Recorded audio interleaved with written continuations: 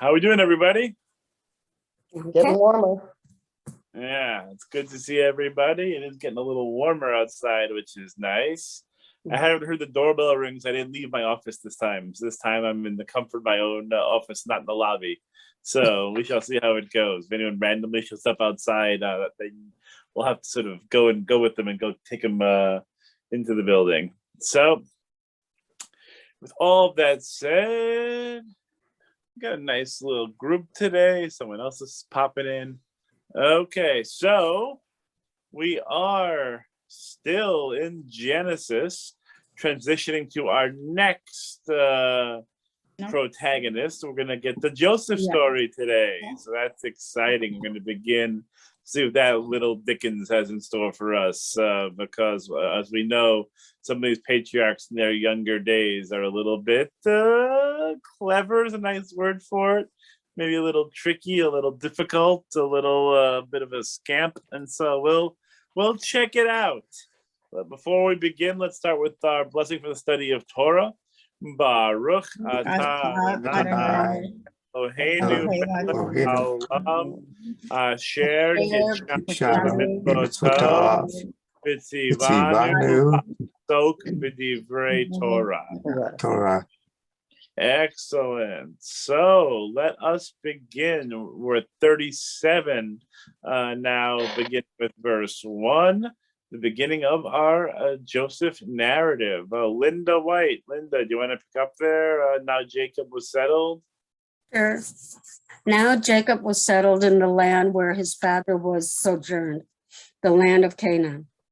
This then is the line of Jacob. At 17 years of age, Joseph tended the flocks with his brothers as a helper to the sons of his father's wives, Bilhah and Zilpah. And Joseph brought bad reports of them to their father. Oh my goodness, already off to a good start. Joseph the Tattletale. So, Jacob's other sons, they're out there doing whatever they're doing. They're out there shepherding and tending flocks and whatever. And whenever anyone did anything wrong, who was there to tell them all about it? That's right, our friend Joseph, so typical little brother, perhaps. Certainly, I have that in my house, God knows. Every time Ari steps out of line, Chai is very ready, willing, and able to tell me all about it, and so he's my little reporter. And so, not surprisingly, this is not going to endear Joseph to his brothers. No one likes a gossip and no one likes a tattletale. So that's going to be strike one here against good old Joseph. Linda, want to give me one more? No, Israel loved. Now Israel loved Joseph best of all his sons, for he was the child of his old age, and he made him an ornamented tunic. And when his brothers saw that their father loved him more than any of his brothers, they hated him so that they could not speak a friendly word to him. Oh, strike two. Okay, so first we have Talebearer, and now we have Daddy's Boy. Now, this one, technically speaking, you probably can't pin solely on Joseph because this is, again, some of Genesis's viewpoints on wonderful parenting here. So once again, now we have a problem. We have some favoritism. Jacob gives Joseph this beautiful coat, the ornamented tunic, the coat of many colors, the amazing Technicolor dream coat, whatever you want to call it. He gets a fancy clothes. He gets some fancy duds to him, these designer threads. And so now that he has this, his brothers are not amused because maybe they got socks or maybe they got nothing, but either way, it's not great. The brothers are not happy. So they were angry at him already, and now they're angry with him because he has this really cool coat. Okay. Karen, you want to pick up here? Once Joseph had a dream. Stop that. I can't. Oops. Wait. Once Joseph had a dream which he told to his brothers, who then hated him even more. He said to them, "Hear this dream which I have dreamed. There we were, binding sheaves in the field, when suddenly my sheep stood up and remained upright. Then your sheaves gathered around and bowed low to my sheep. His brothers answered, do you mean to reign over us? Do you mean to rule over us? And they hated him even more for his talk about his dreams. Okay, even better, right? So now he has another problem, that Joseph is a dreamer. And these dreams doesn't take too much effort to interpret them. The idea that Joseph, his sheaf, is the one that they're all sort of bowing and scraping towards, and his brothers are like, yeah, this is not great. We don't love this dream or its interpretation. That you're going to be somehow above and over us. Those younger brothers always have those big designs, and Joseph, of course, no different. He has more brothers to irritate. That being said, he's got more brothers to bother. Yeah. Okay. Joseph isn't done dreaming. Karen, want to give me one more? Oh, he dreamed another dream and told it to his brothers, saying, look, I've had another dream. And this time the sun, the moon, and 11 stars were bowing down to me. Hint, hint, hint. And when he told it to his father and brothers, his father berated him. What, he said to him, is this dream you have dreamed? Are we to come, I and your mother and your brothers, and bow low to you, to the ground? So his brothers were wrought up at him, and his father kept the matter in hand. I love that translation, but that last part, we'll get there in a second. So yeah, another dream, sun, moon, and stars, all bowing. Jacob, again, not amused in this one either, even though he is sort of dad's favorite. He doesn't love this dream either. Of course, what's the problem here with Jacob's explanation? Yeah, except what does it mean his father kept the matter in mind? Oh, we're going to get there, but the mother is, it says, I, your mother, and your brothers. Mom's already dead, right? She didn't make it past the trip. So, so that's a little bit of a tricky interpretation. So we have to figure out who else it'll be that could bow down to the ground. So a little, maybe a little bit transcribed error. I'm not sure, but it's not really consistent with other biblical texts because, again, Jacob, pretty much knows that Rachel isn't there anymore. So after this, the brothers, wrote up. So yeah, this is like one of those where it's like, and those of us who have had the pleasure of parenting children before, it's like, yeah, okay, whatever. I'll keep it in the back of my mind. I'm not going to be proactive and solve this problem, but we'll see what happens. I mean, I'll keep an eye on it. It's interesting. It'll come back to me when blood is spilled.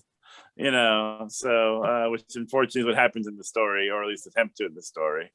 So yeah, the father just sort of keeps the matter in mind. Yeah, okay, I'll remember this for the future in case it ever should come up again. Having a big family talk is not in the offing here. Somehow they can all sort of get together and have a little therapy. Maybe they could have engaged my wife's services to sort of hash some of the stuff out. But nope, they're just, going to be mad at each other. And it's not going to be unpleasant. It's going to be unpleasant. I've seen that happen. You have a family where somebody's a favorite. I don't know that people ever stop to think how damaging that is to others' kids, to think that they're less liked than their brother or their sister. That's hurtful. It is hurtful. 100%. It's very hurtful, very damaging. When there's that feeling of obvious parental favoritism, it doesn't end well usually in terms of family relationships. Just a little bit more dysfunction. Mm-hmm. For us. Okay, so since nothing has been done in terms of any kind of direct intervention here by Jacob, this is only going to get worse before it gets better. Leah, you want to pick up here one time?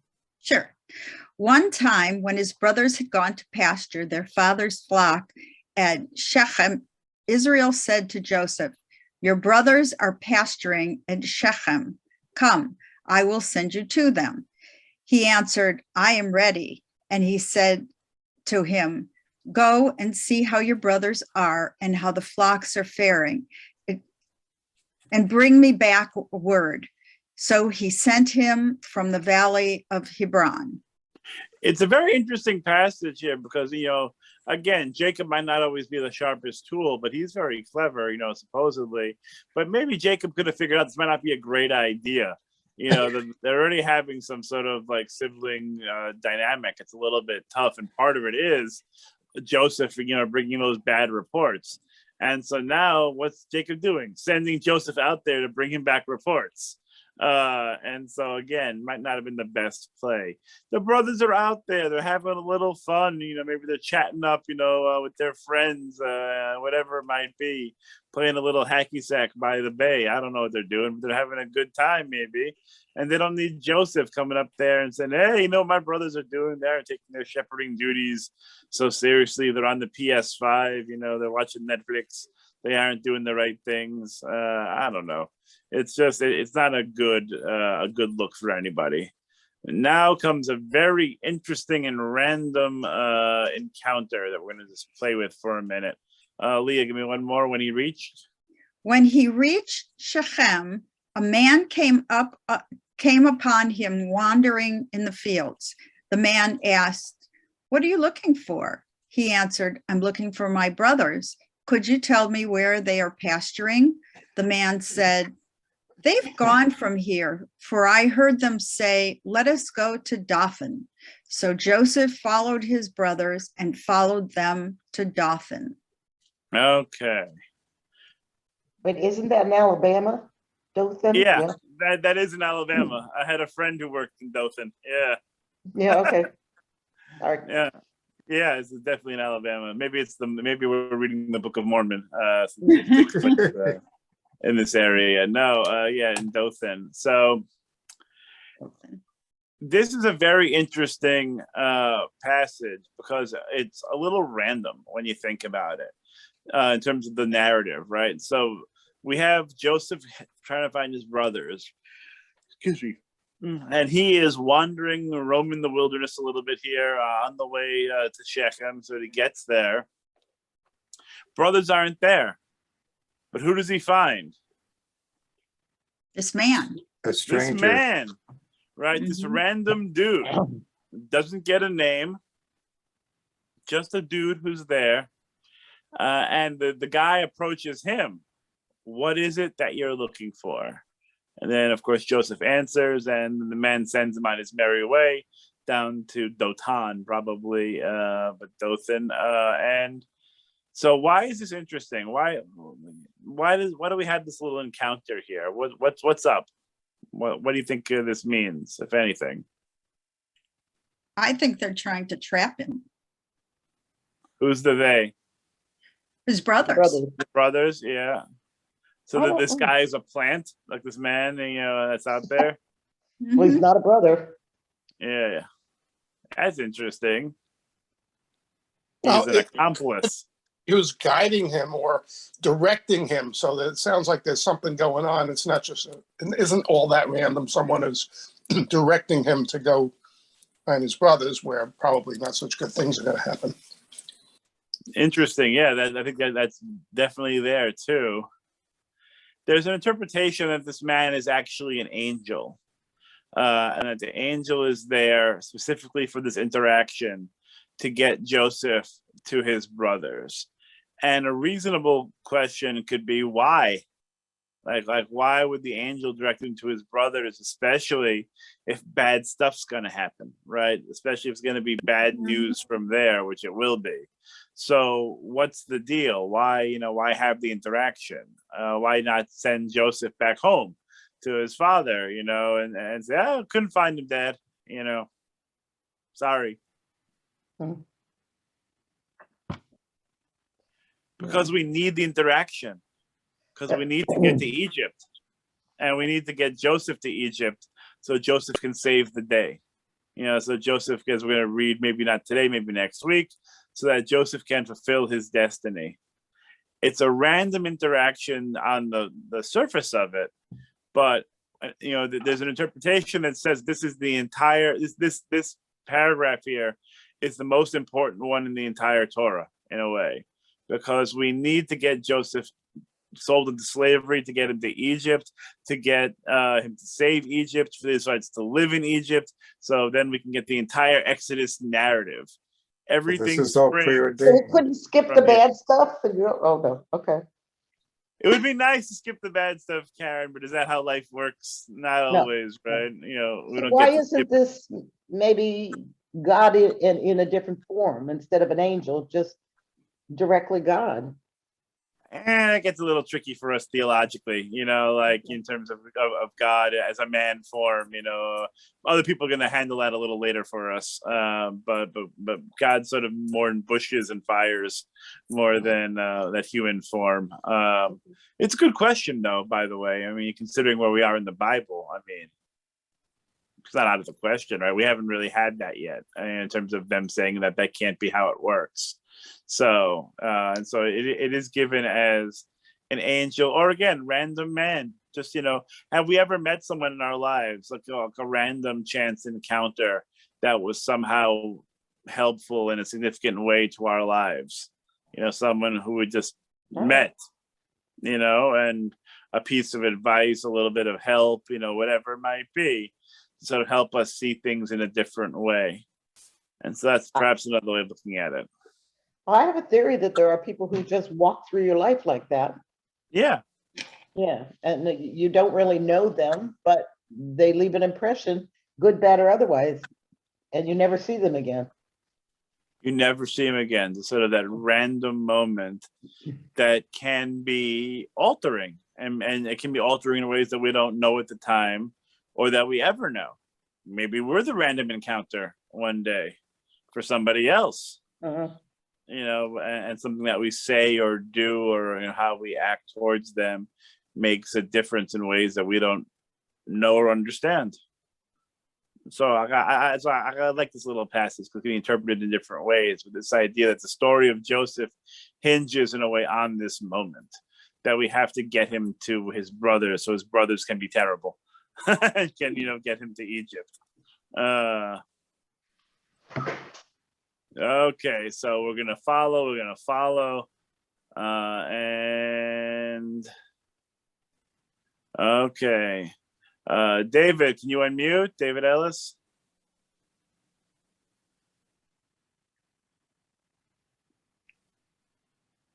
Going once, going twice. Sharon, you want to unmute?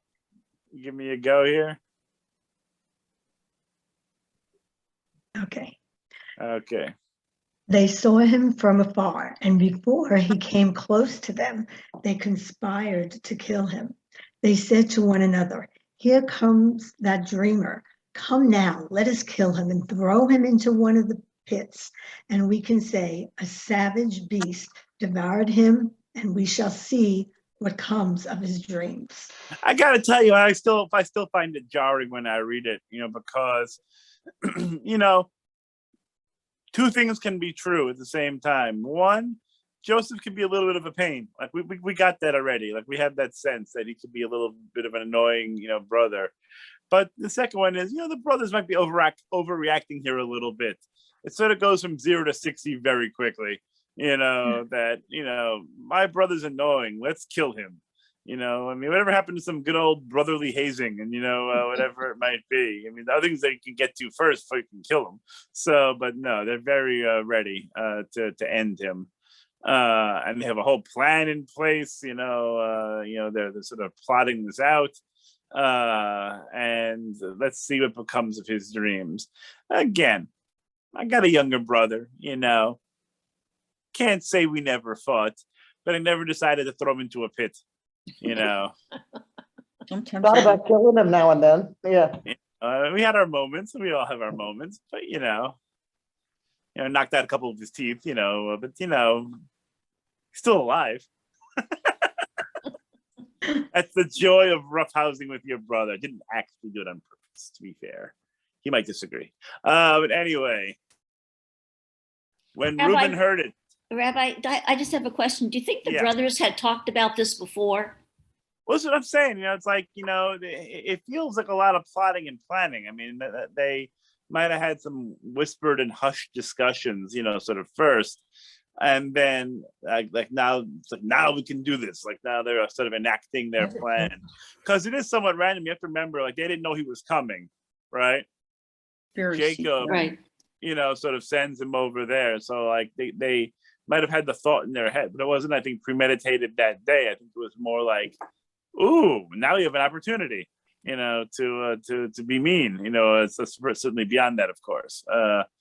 And so it is tough. And so I do think they might have sort of discussed, what do we do if we get him alone?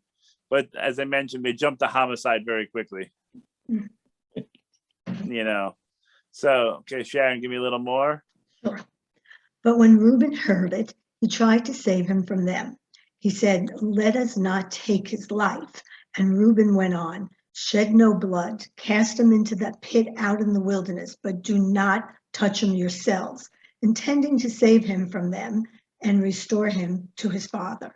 When Joseph came up to his brothers, they stripped Joseph of his tunic, the ornamented tunic that he was wearing, and took him and cast him into the pit. The pit was empty. There was no water in it. Yeah, not nice. By the way, it might have been Joseph's best play to actually wear the tunic, to wear the coat. He might have wanted to hang that up, wear something else that day. But he's wearing the coat, which only, I think, further irritates the brothers. Reuben here, he tries, right, in this beginning part. He says, you know what? Maybe that's too extreme. Let's not take his life. Let's shed no blood. Let's just, throw him in the pit, teach him a lesson a little bit. Reuben, I don't know. Overrated brother, maybe. Didn't get the job done. Didn't get it, because as we're going to see, obviously, they wind up selling him, but they don't kill him, at least. But Reuben makes a little bit of an effort. Whenever I read it, I always think maybe Reuben could have done a little more. Maybe if Reuben made a little bit more of a push, things could have been different, for the brothers. He was obviously the eldest, and he had carried a lot of weight and authority. So, maybe he could have done a little bit more. Disappointing. But, yeah. Well, he didn't let the brothers kill him, and that was, 10 more brothers that could have killed him. Yeah, no, exactly. As I'm saying, we got to give him some credit. It's nice that he stood up, to his brothers and sort of made this little arrangement. But I ask you, is this enough to have a sandwich named after you? I don't think so. That's why it's treif sandwich. I said it's not kosher. Unless you get it with grouper. You can get a grouper Reuben, I've been told. Yeah, so Frenchies, I think. So then you're okay. You can have the grouper, but doesn't take much to get a sandwich. Okay. Not if you're the Earl of Sandwich. Rabbi, yeah. Maybe his plan was to come back later and get his brother. Yeah, it's like they have this idea of him coming back later, and it's actually one of my favorite parts. And as we continue, we'll give it a little look-see. But Reuben somehow exits stage left here, because he's gone for the next paragraph or two.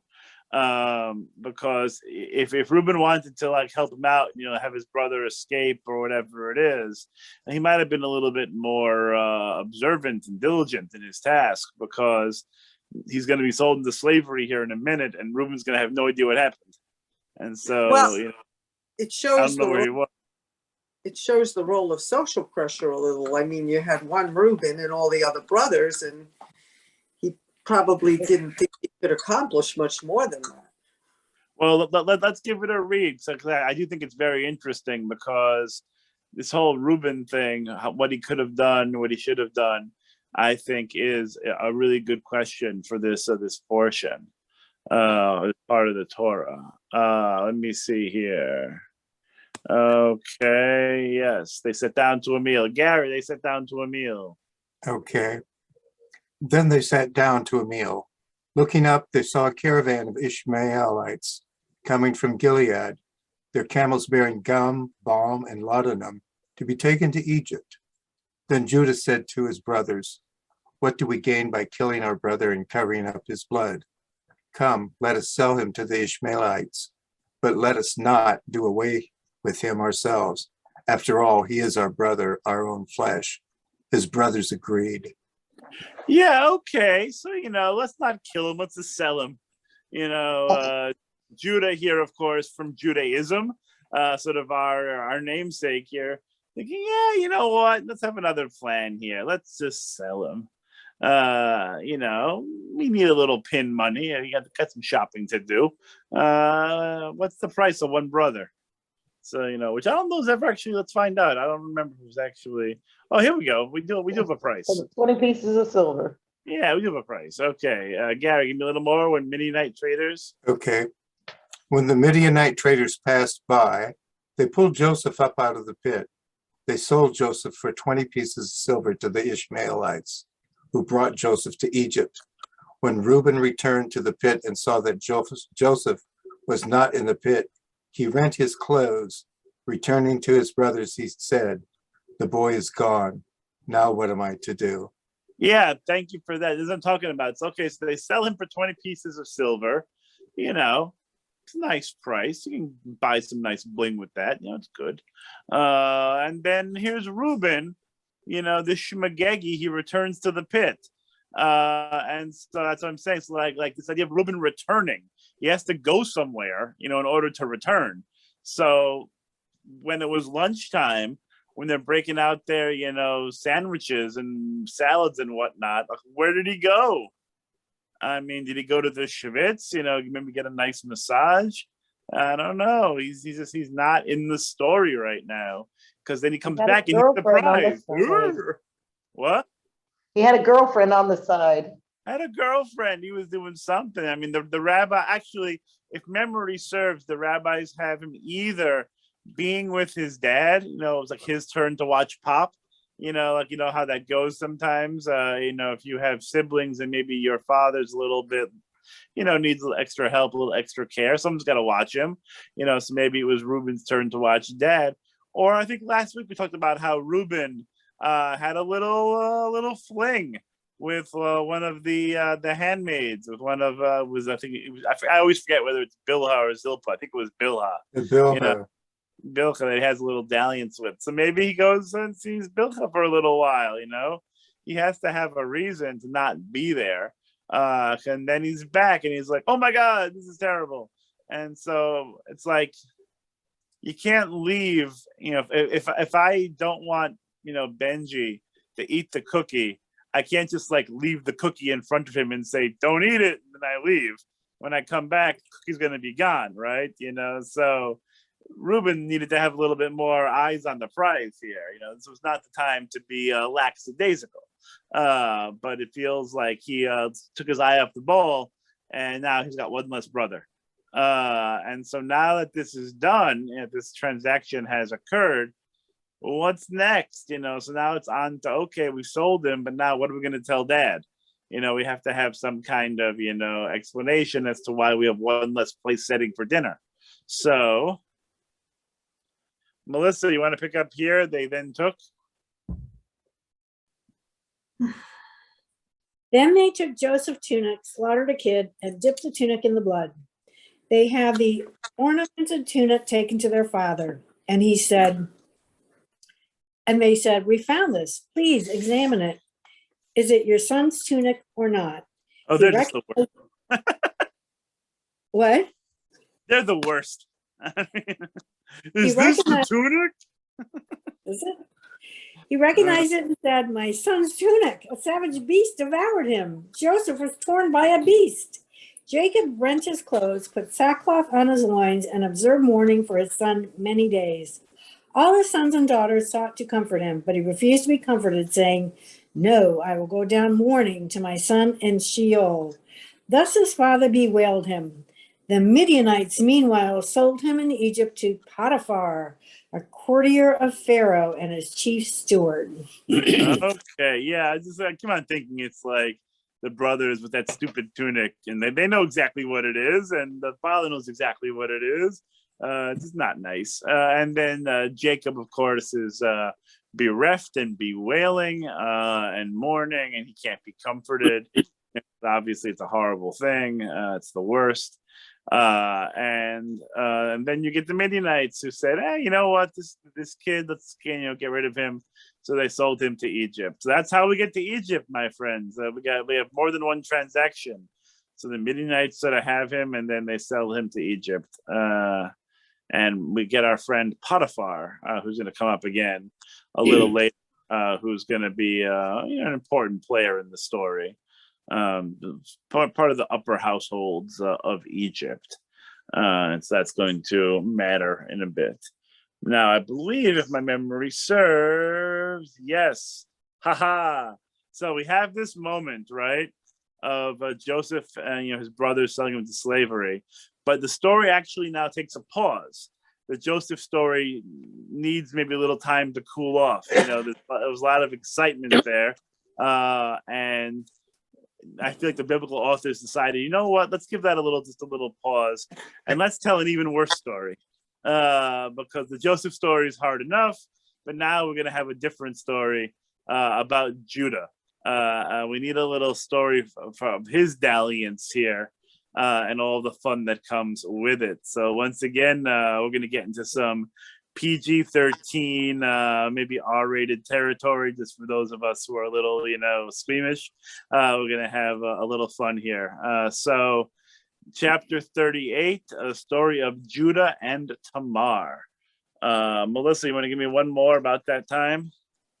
At that time, Judah left his brothers and camped near a certain Adulamite whose name was Harah. There Judah saw the daughter of a certain Canaanite whose name was Shua, and he married her and cohabited with her. She conceived and bore a son and named him She conceived again and bore a son and named him Onan. Once again, she bore a son and named him Shelah. He was at Shezib when she bore him. Yeah, the extra little chaziv, was just a little fun for you.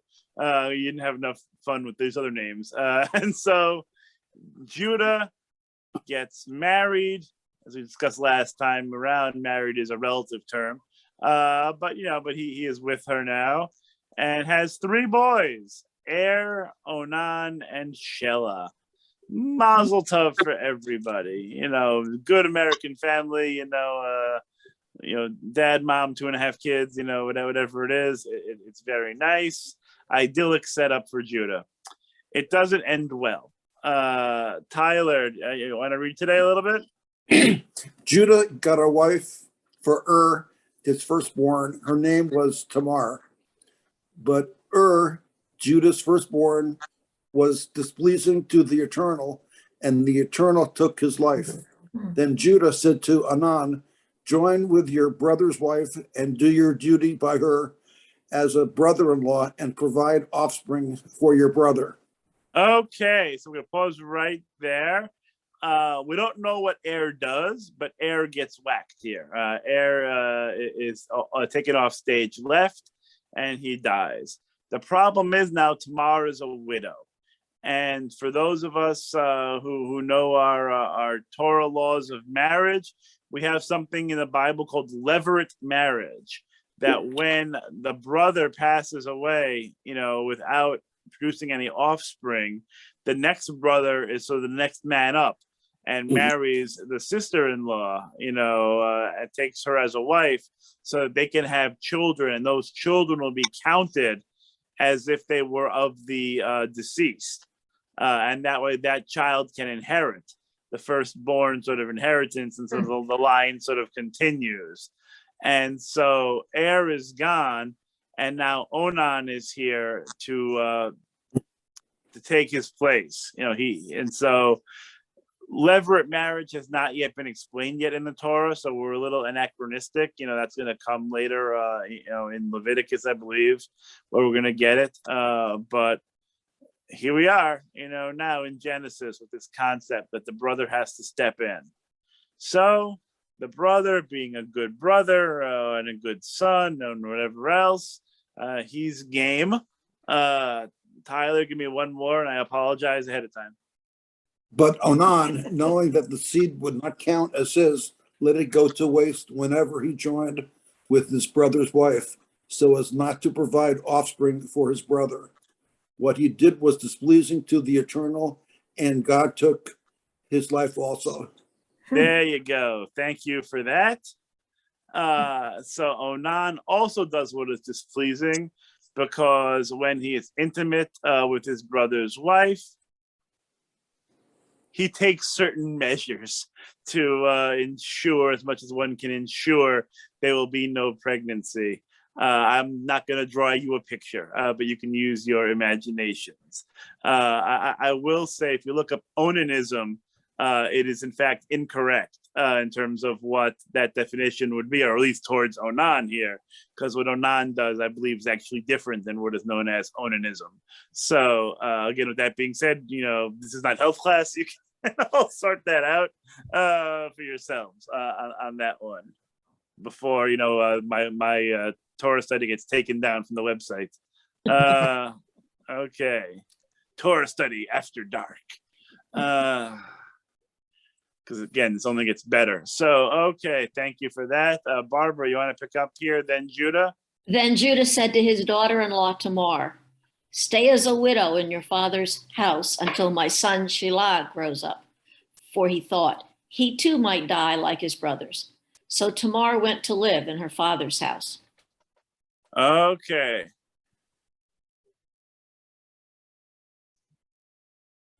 Okay, so Judah, what does he think here? He wants to save her for his youngest son. Does he though? He doesn't want his son to die. Oh, Yeah. I mean, like that's his first sentence, right? He's like, yeah, you know what?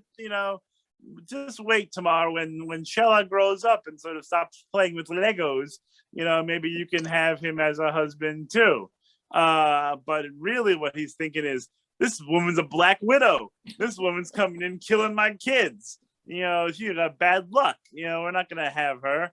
And so now this is a problem for Judah, right? Because Judah is now going against what he's supposed to be doing with levirate marriage, right? Because he's, again, perhaps rightly scared to death that this is going to end well for Shelah. So Tamar sort of goes back home, goes to live with her dad, while she's going to wait for Shelah to grow up. And so now we have a little bit of time passes, of course. A lot of time, apparently. Barbara, give me a little more here. a long time afterward, Shua's daughter, the wife of Judah, died. When his period of mourning was over, Judah went up to Timnah to his sheep shearers, together with his friend Hirah, the Adullamite.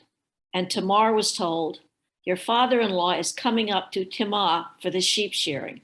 Okay, so Judah is now a widower, and has the appropriate period of mourning. And then, what time for a little fun? Let's go to that sheep shearing festival. And Tamar is told, hey, your father-in-law's coming for the sheep shearing. Now, sheep shearing, I believe one can take this to mean different things. Sheep shearing, while certainly perhaps a necessary agricultural farm practice, this word might have some different meanings. Because he might be going up to have a good time. Can we just put it that way? His period of mourning is over. So you know what?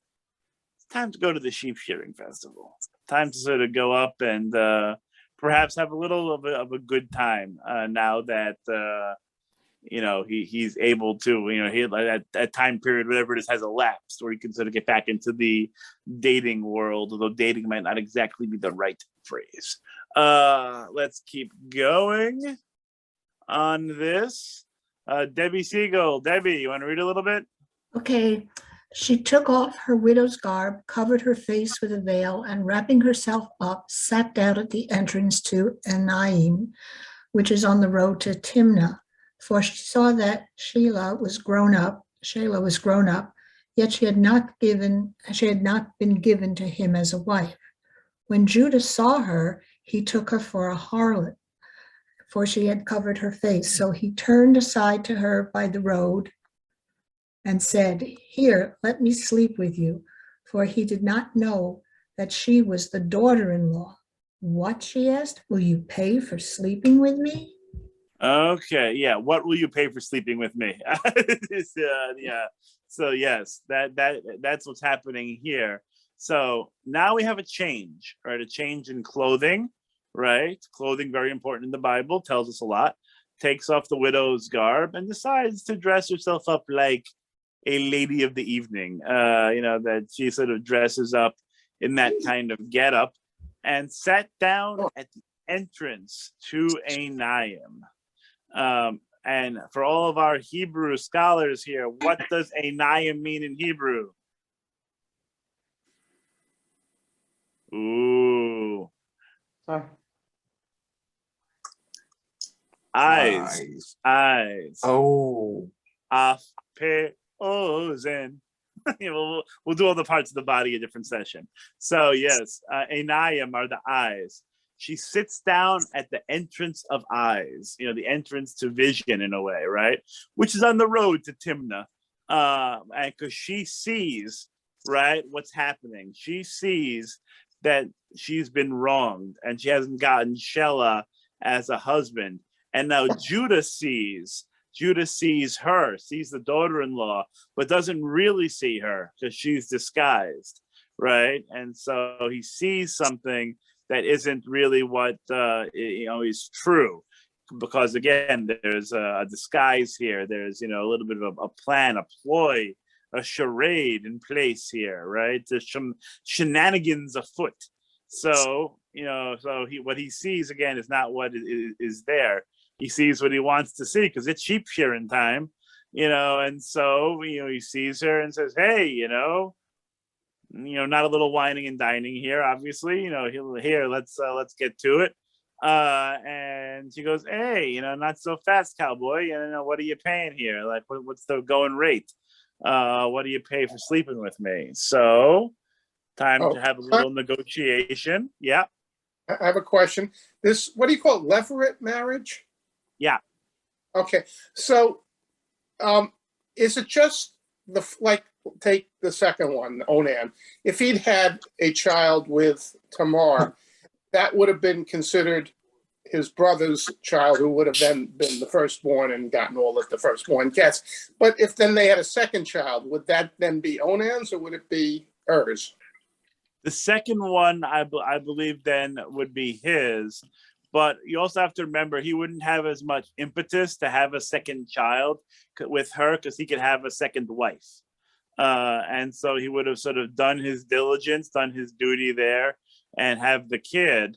And then he could have, stayed married to her, but also marry somebody else and have children that would have been certainly accounted as his. Okay, thank you. Yeah, no, you're welcome. The joys of biblical marriage, again, such that it's marriage.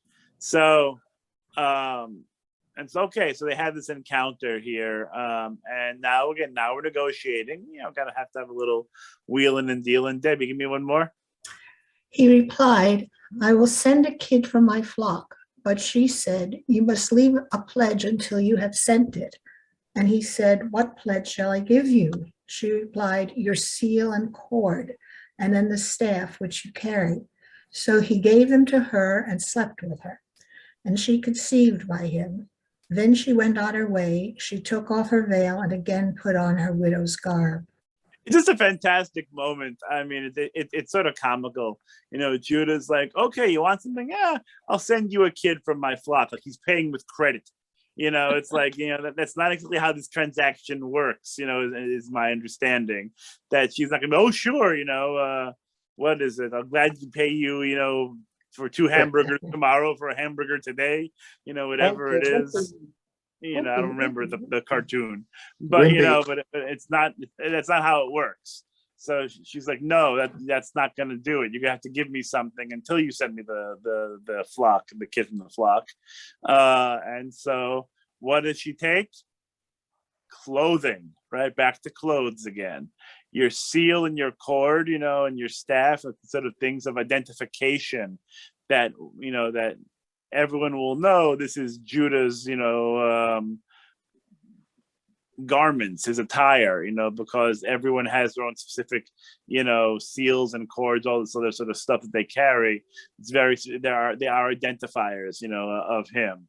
So he gives them to her, and then we have that moment together, and she's pregnant. We can see that coming. Maybe she's pregnant. And then after this episode, she takes off. She leaves, and then changes clothes. So now she's back into her widow's garb. She changes clothing. Okay, Ellis's. You want to unmute and read a little bit? They keep coming and going. There you Sure. go. Okay.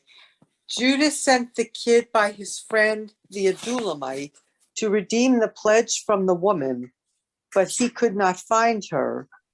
He inquired of the people of that town, "Where is the cult prostitute, the one at Anaim by the road?" But they said, "There has been no prostitute here." So he returned to Judah and said, "I could not find her." Moreover, the townspeople said, "There has been no prostitute here." Judah said, "Let her keep them, lest we become a laughingstock. I did send her this kid, but you did not find her." Yes, let's keep this between us. So they sort of go and they can't find her, and it's weird and it's awkward. It's not what you want. So he's, he like his stuff back, obviously, but that's not happening right now. So he's willing to let this go right here. He's sort of done with this situation. But as we know, she's pregnant, so we can't be done just yet. Please give me a little more. About 3 months later, Judah was told, "Your daughter-in-law Tamar has played the harlot. In fact, she is with child by harlotry. Bring her out," said Judah, "and let her be burned." A very understanding father-in-law, by the way. This is some really good stuff. That went also from 0 to 60 right quick. Okay, keep going. As she was being brought out, she sent this message to her father-in-law: "I am with child by the man to whom these belong." And she added, "Examine these. Whose seal and cord and staff are these?" Judah recognized them and said, "She is more in the right than I, inasmuch as I did not give her to my son Shelah." And he was not intimate with her again. Okay, and so Judah sort of gets trapped here. The evidence is sort of brought out, and he realizes he screwed up here, like he didn't do the right thing, certainly by not giving her the third son, and also by being intimate with her and getting her with child. So they're not going to burn her. That's not going to happen anymore. He has to change his tune pretty quick. And then they're sort of back together, but not together, so to speak, because again, it's his daughter-in-law. So he is not intimate with her again. And it turns out... But he's both going to be a grandfather, but a grandfather of his own son or child. Yes, I believe that math works out. If I had a family tree here, yes, he is going to be father and grandfather, I guess, in this case. Sort of reminds me of Chinatown. Good film. And his punishment is to not sleep with her again, right? Yeah, well, yeah. I think he realized at that point it's probably not the right play. They're not going to be married. They're not going to, live together in that way. I don't believe Shelah is ever going to be married to her. I don't think that ever happens. I guess we'll find out in the next paragraph or two. Because I think that's sort of over as well. So once we get to this point, okay. If David is there, David, you want to read a little bit? Yeah. Oh, okay. When the time came for her to give birth, there were twins in her womb. While she was in labor, one of them put out his hand, and the midwife tied a crimson thread on that hand to signify this one came out first. But just then he drew back his hand, and out came his brother. And she said, "What a breach you have made for yourself." So he was named Perez. How did a Mexican get into this? Anyway, afterward his brother came out, on whose hand was the crimson thread, and he was named Zerah. So again, we get twins again. Twins, I guess, running the lineage, right? And so we have twins, and again, on a little bit trickiness with the birth order. Again, this isn't health class, so I can let you figure this out for yourself. But yeah, so like one is almost out, but then not so much. He said it goes back in. Biologically speaking, I think that would actually be pretty tough. But again, I didn't write it. So, but now he's sort of back inside, and then Perez comes out first. And then Zerach comes out second. And so now we got twin boys. Mazel tov. Break out the Schlivovitz. Someone give me some of that lox spread that we got from the food festival. It's going to be a good time. And so we have these kids, and now we're going to get back into the Joseph narrative. But before we do that, let's test your memories, those who have been taking Bible study with me for a while. Why is Perez important? He was he was David's. Didn't he? Isn't David in his line? Yes, and so if you go back enough, Perez is the great, etc., of Boaz. If memory serves, and Boaz is the one who marries Ruth. Yeah, and so that is sort of the line here, that Perez is linked to Boaz, who is then another story of levirate marriage, in the book of Ruth. And there we go. So we have a little biblical link between this story and the story of Ruth that's going to come much later in the Bible. Is levirate a marriage, or levirate's just how you get a child? No, it's a marriage. Well, it's a marriage. Yeah, it's a marriage. It's just more that you can be married more than once. You can there's no monogamy yet here, and so you can have one wife that is sort of the marriage that you have to have, but it doesn't preclude you from taking on another spouse once you have done your due diligence, so to speak. Well, which one had Rachel and Leah? Which man? I was Joseph? Jacob married Rachel and Leah, or Leah. Is that a similar thing? No, that's different scenario. That was just someone trying to get rid of two daughters at once. That was just some trickery, some chicanery. But I'm trying to think if there's another example aside from the Ruth story where in a levirate marriage, somebody's always has died. Yeah, someone has to die. Yeah. Like I've said it before, I have a good friend of mine who actually went through this in the past 5-10 years. He went through levirate marriage. So still happens. But is it an obligation? Yes. You're actually, the parents are obligated to do this. No, the brother-in-law is obligated. The brother is obligated. And so what happened to my friend was that he, there's a ceremony that you have to go through if you are not going to do it. So there is an out, right? But you have to go through a ceremony, a ritual, and it's not a nice ritual. And it's sort of meant to be a sign of disgrace if you don't go through with it. And so there's a ritual that involves a lot of like spitting and sandal throwing and everything. Throwing a shoe. Yeah, it's not a very pleasant ritual. And so, but there is, again, that out that it can exist. If you don't want to go through. Was your friend Orthodox?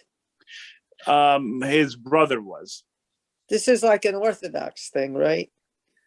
I would say that even frankly in the Orthodox movement, I don't really know how common this is. I think this was just something that sort of happened in his family. I can't speak to whether, because again, this is a very rare, God willing, a very rare occurrence as is. but to have to go through this whole ritual, if a rabbi would make you do this today, like some might, but I would think the majority would not. I'd like to think. What would happen if the second brother, the younger brother, was already married? I mean, in the old days, you could have a few wives, but what would happen today you can't do that, right? You go down the line. Oh, to the next available. So you find next a brother. available. Next. Which has to make the woman feel really special. It's like Women were chatteled. It's not a good look for anybody, I feel like. But it is one of those traditions that does exist in the Bible and is still, again, like it still, I think, impacts people today in those rare instances where this does come up, and you have a rabbi, or I'm guessing, frankly, in this case, it probably was a rebbe that sort of insisted on this moment. That way, it makes everybody free and clear. The brother-in-law, the brother-in-law is free of his obligation, right? And the woman is free of having to actually go through with this as well. Because again, one might guess that in the 20th and 21st century, that the widow might not be so keen on levirate marriage. But it's like one of those things that you might have to sort of go through the ritual in order to be free of obligation in your community and not feel like you're going to have a problem, because they take a lot of that very seriously, obviously. And you want to make sure that when you do have children, they're seen as members of the Jewish community, and they're seen as legitimate, and they aren't seen as, illegitimate children from an illegitimate marriage. So you do the ritual, you get a shoe thrown at you, and everyone goes home. I have a quick question. Yeah. Do we ever hear from Perez or Zora again? Nope. No, I didn't think so. Okay. This is about it. It's a great question, because again, it's sort of how I sort of led into this, is that we had this little interlude, and it's an interesting, weird sort of narrative. Much like, and I'm trying to remember, because last week we talked about one as well, that it's just like this episode is sort of here. It doesn't need to be. If you excise this chapter out of the Bible, you wouldn't lose anything. Yeah. You don't need it. But it's here. And it's here to teach us some kind of lesson. Maybe about levirate marriage, maybe about, doing the right thing, maybe about that all of us, even Judah, has flaws, which I think, is actually, out of different examples, fairly compelling, to give Judah a little bit of a mark here. But really, it's again, the author of Ruth is going to use this story, but this story was here beforehand. But this story wasn't put in there for the sake of Ruth. Ruth's story, the person who authored it is going to use this story to jump off of, to play with a little bit. So it's here, gives us a little breather. We're going to be delving into Egypt, and going full steam ahead with the Joseph narrative. And so maybe they said, let's give them a little break, a little sort of like a little cutaway. Now let's see what Judah's up to, and we get sort of that story. Perhaps much to Judah's chagrin, it is recorded, like everything else in the Bible. It is recorded. Okay. With all of that said, we're going to jump in next week. I don't know if we can jump in next week, but stay tuned for an email. I think next week might be a little tricky. And so we'll probably catch you not next week, but the week after. But pay attention to your emails and whatnot. Okay. Thank you. Thank you. Rabbi. Thank